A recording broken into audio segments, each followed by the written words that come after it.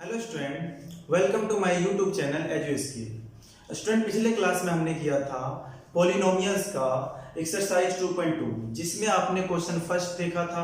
इसमें question first का first, second और थर्ड किया था। आज हम करने वाले हैं क्वेश्चन नंबर फर्स्ट का फोर्थ, फिफ्थ और सिक्स्थ पार्ट।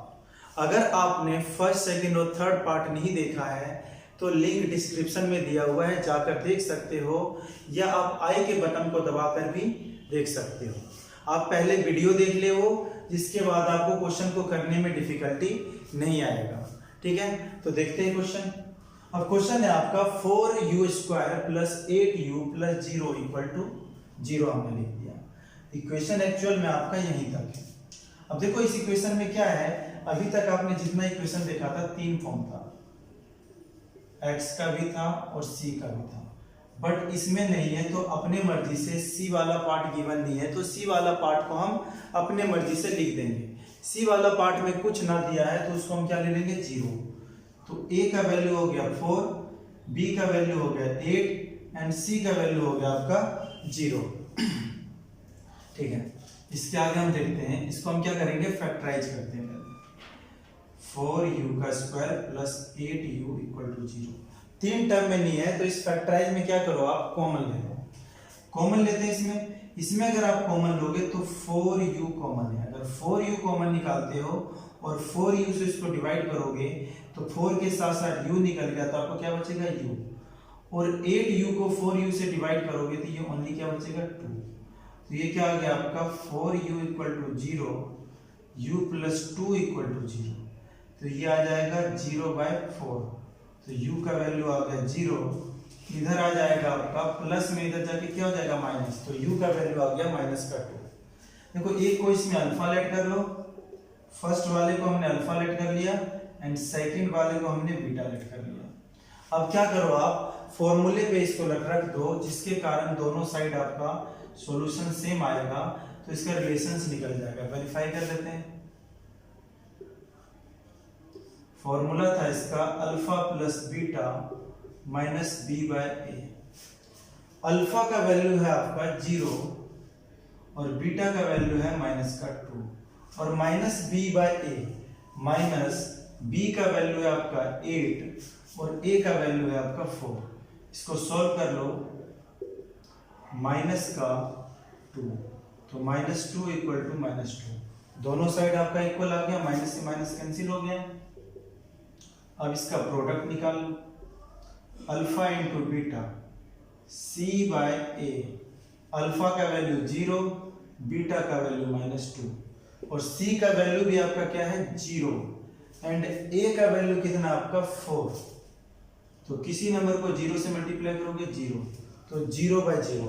आप देख सकते हो प्लस वाले का भी दोनों साइड इक्वल है, दोनों साइड LHS RHS दोनों इक्वल है, और आपका प्रोडक्ट का भी LHS RHS दोनों ही इक्वल है। अगर दोनों इक्वल आ जाए इसका मतलब है आपने फैक्टराइज करने में इसमें कोई भी गड़बड़ी। फिफ्थ क्वेश्चन है आपका t² - 15। अभी आपने जो क्वेश्चन किया था उसमें आपका c मिसिंग था, बट इस क्वेश्चन में आप देखो t वाला टर्म नहीं दिया हुआ, इसका मतलब होगा b मिसिंग है। पहले एक बार इक्वेशन बना लो, t² minus 0t plus 0t minus 15 equal to 0। तो a का वैल्यू हो गया आपका 1, b का वैल्यू 0, c का वैल्यू -15। अब इसको फैक्टराइज करेंगे। देखो फैक्टराइज करने में पिछले क्वेश्चन में हमने तो कॉमन ले लिया था, इसमें कॉमन भी नहीं। अब इसको देखो करने का हमारे पास एक ही तरीका है, a² माइनस b²। ये होता है आपका, एक बार प्लस में लिख दो और एक बार माइनस में। बट ये फॉर्मूला बनेगा कैसे, ये भी परफेक्ट स्क्वायर नहीं है। तो याद रखना, अगर ये परफेक्ट स्क्वायर नहीं है तो इसको अगर √15 का स्क्वायर लिख दो तो √15 का स्क्वायर कितना हो जाएगा, 15। तो इसके जगह आप क्या लिख सकते हो, √15 का स्क्वायर। तो ये क्या बन जाएगा, t² माइनस √15 का स्क्वायर इक्वल टू 0। अब इसको फैक्टराइज करते हैं, t का होल स्क्वायर। ये क्या हो गया, a² minus b²। a² minus b², एक बार प्लस में और एक बार माइनस में। तो एक बार इसको लिख दो आप प्लस में और एक बार इसको लिख दो आप माइनस में, equal to 0।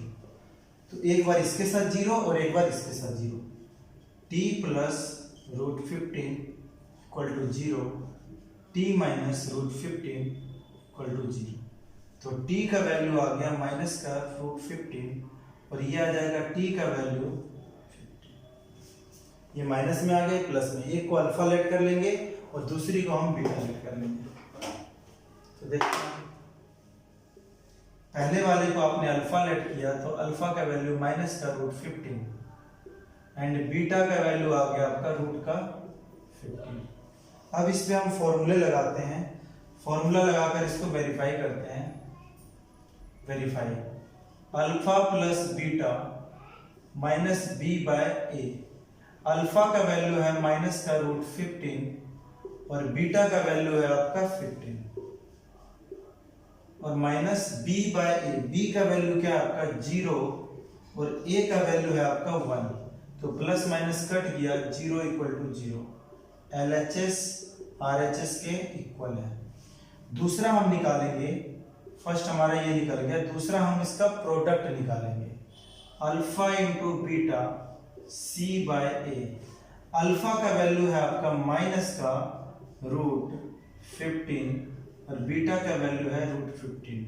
C by A, C का वैल्यू है आपका माइनस का 15 एंड A का वैल्यू है आपका 1। अब ध्यान दो, इन दोनों को जब मल्टीप्लाई कर दोगे ये माइनस अलग रहेगा लेकिन रूट 15 का होल स्क्वायर और ये माइनस 15, माइनस से माइनस कट गया।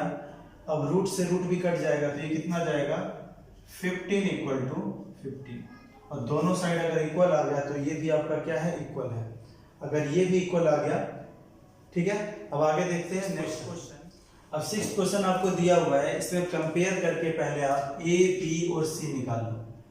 a का वैल्यू आ गया आपका 3, b का वैल्यू आपका आ जाएगा माइनस का 1, आगे माइनस है, और c का वैल्यू आ जाएगा आपका माइनस का 4। a, b और c का वैल्यू निकल गया तो आप सबसे पहले इसको फैक्टराइज करो। 3x square minus 1x minus 4 equal to 0। Same middle term वाला हम इसमें लगाएंगे मेथड। बीच वाले नंबर को दो सेक्शन में डिवाइड करेंगे और वो नंबर इन दोनों के प्रोडक्ट को भी सेटिस्फाइड करना चाहिए और इसको भी सेटिस्फाइड करना चाहिए। किस तरह से देखते हैं, इन दोनों को पहले मल्टीप्लाई कर दो, मल्टीप्लाई करने पे आया माइनस का 12। अब आपको नंबर एज्यूम करना है, ऐसे नंबर एज्यूम करना है जिसको मल्टीप्लाई करने पे 12 आना चाहिए और ये 12 माइनस में आया है तो थिंकिंग हमारा माइनस में रहेगा और माइनस करके 1 आना चाहिए। ऐसे नंबर जिसको मल्टीप्लाई करने पे माइनस का 12 और माइनस करने पे 1, तो आप दो नंबर एज्यूम करोगे तो हम एज्यूम कर लेते हैं दो नंबर 4 और 3। देखो इन दोनों को मल्टीप्लाई करोगे तो 12 आ जाएगा और माइनस करोगे 1 आ जाएगा। तो माइनस करने पे 1 तो आ जाएगा, लेकिन याद रखना माइनस करने पे 1 तभी आएगा जब एक नंबर माइनस में होगा और एक नंबर प्लस में। तो ये कैसे करोगे, इसके लिए हमें ये देखना है कि ये नंबर माइनस में है या प्लस में। ये नंबर माइनस में है तो लार्ज नंबर माइनस में और स्मॉल नंबर प्लस में। अब लगाते हैं इसको। देखो हमने अगर इसको सॉल्व कर देते हैं तो सॉल्व करने के बाद यही टर्म आएगा, तो हम इसी को दो भागों में लिख रहे हैं। बस है यही लिखा हुआ, लेकिन हमने फैक्टराइज करने के लिए इसके दो भागों में लिख दिया। देखते हैं इसको कैसे करना। 3x का square minus 4x plus 3x minus 4 equal to 0। अब इन दोनों के बीच में कॉमन लो। इन दोनों के बीच में अगर आप कॉमन लेते हो तो क्या कॉमन आएगा, ओनली x। 3 भी कॉमन नहीं है, x कॉमन लिया तो 3x माइनस 4। अब इसमें कॉमन क्या, आपका कुछ भी कॉमन नहीं है तो इसमें कॉमन आ जाएगा 1 इक्वल टू 0। ब्रैकेट वाला हमेशा फैक्टराइज जब मिडल टर्म से करोगे तो इक्वल आएगा। तो ये क्या आ गया 3x minus 4 equal to 3 minus 4x और फिर x प्लस 1 इक्वल टू 0। एक बार लिख दो 3x माइनस 4 इक्वल टू 0 और एक बार आप लिख दो x प्लस 1 इक्वल टू 0। अब इसको सॉल्व कर लेते हैं। 3x ये माइनस इधर जाके प्लस, x का वैल्यू आ गया 4/3 और इसका वैल्यू आ जाएगा ये प्लस में इधर जाके क्या हो जाएगा माइनस। ये x आ गया ये भी हमारा x है, दो जीरो निकल गया। फर्स्ट वाले को हम अल्फा लेट कर लेंगे और सेकंड वाले को बीटा। अल्फा का वैल्यू आ गया आपका 4/3 और बीटा का वैल्यू आ गया आपका -1। अब लगाते हैं फॉर्मूला वेरीफाई करने के लिए। पहला है आपका alpha plus beta -b/a। Alpha का वैल्यू कितना है आपका 4/3 प्लस बीटा का वैल्यू है आपका -1 और इक्वल टू -b/a। माइनस और b भी हमारा माइनस में, तो यहां आ जाएगा ब्रैकेट के अंदर -1 a का वैल्यू कितना है 3। तो आगे देखते हैं, इसके आगे कुछ नहीं तो 1 होगा, प्लस माइनस माइनस 4/3 -1/1 और ये माइनस माइनस क्या हो जाएगा प्लस, तो ये आ गया आपका 1/3। इसका एलसीएम ले लो, एलसीएम लोगे तो यहाँ पे क्या आएगा 3। अब एज्यूम करना है, ठीक है। अब इसके बाद हमें क्या करना है, इसको एलसीएम ले लेते हैं। ये आ गया 4 - 3 1/3 इक्वल टू 1/3। दोनों साइड इक्वल हो गया। अब निकालते हैं product, alpha into beta c/a। Alpha का वैल्यू है आपका 4/3 एंड बीटा का वैल्यू है आपका -1। c का वैल्यू है -4 और a का वैल्यू है आपका 3। तो ये आ गया आपका -4/3 क्योंकि इनको मल्टीप्लाई कर दोगे और ये आ गया -4/3। तो ये दोनों भी आपका इक्वल आ गया। इसका मतलब है आपका फैक्टराइज बिल्कुल करेक्ट है। ये आपका फर्स्ट क्वेश्चन खत्म होता है। सेकंड क्वेश्चन हम नेक्स्ट क्लास में करेंगे। ओके।